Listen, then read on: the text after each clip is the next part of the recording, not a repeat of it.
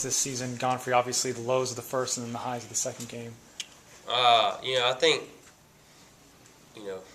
other than the obvious, I think the season's going well, and I've been hitting the ball pretty well.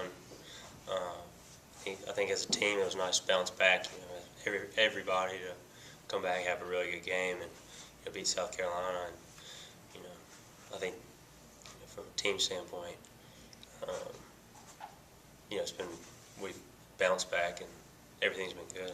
What did you personally take away from that first game? The biggest thing I think is the biggest takeaway I would say is I think God was, I believe like everything, make or miss, that God has me there for a reason, and I'm there to glorify Him. And I think the biggest thing that I take away from it is He's just teaching me like how to, if I fall, how to get back up. And I think He's teaching basically life. He's just teaching it to me a little earlier. So that's my mom today. We were talking about it. I think He's just teaching me life lessons a little earlier than most people. So I think from that standpoint, it's been good. I mean, it was tough, and nobody wants to miss a game on a kick. Nobody wants to miss a kick, period.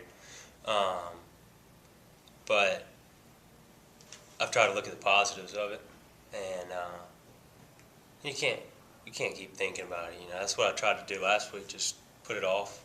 Put it away. It stinks, yeah. But there's a reason for everything. I believe that. So. Is there anything you can do to flush that out other than make the next one? What do you mean, like? Like just getting through all that. It's getting those negative vibes away. Yeah, I mean, really, after that first kick against South Carolina, something like that, your next kick is really when you finally can, take a sigh of relief. Kind of making that next one, and the truth is just believing in yourself. Like, I mean, I can't tell you how many times kicks, practice, making even some missing in practice, but just believing I can do it. I know I can, and even though I may have a miss here or there and a down, you may have a little down period. The biggest thing is just trust, believe that you prepared, and I believe that God will take care of things, and that's really what I believe. So. How ironic was it that your two kicks this past week were kind of the same type of distance, that you missed from? Yeah. Yeah. It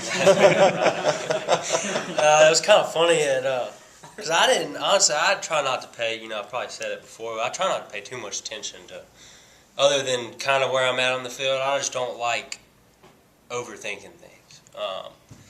But I ran out, and I was just thinking, oh, God. And then I was like, this is... So, but anyways, I didn't really think much about it, because I remember having the thought, and I'm like, I'm not thinking about that. But then Coach Mullen kind of, like, you realize where that kick was, didn't you? Like, didn't think about it then, but yeah, I've already thought about that since. But yeah, it was pretty ironic. How would you describe your relationship with Logan Cook as a teammate and a friend?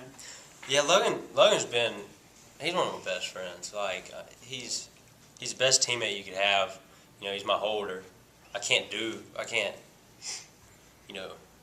Consistency isn't just me. It starts with Hunter snapping it, and Hunter's, money. Like, he's good. And then I have Logan, if Hunter, might not be right here or there, to make him right.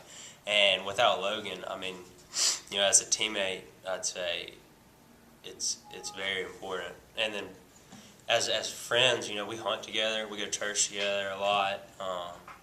We've gotten to become a lot, real good friends over the last, 3 years since he got here. So it's been a real blessing to have him come in since my freshman year, I guess.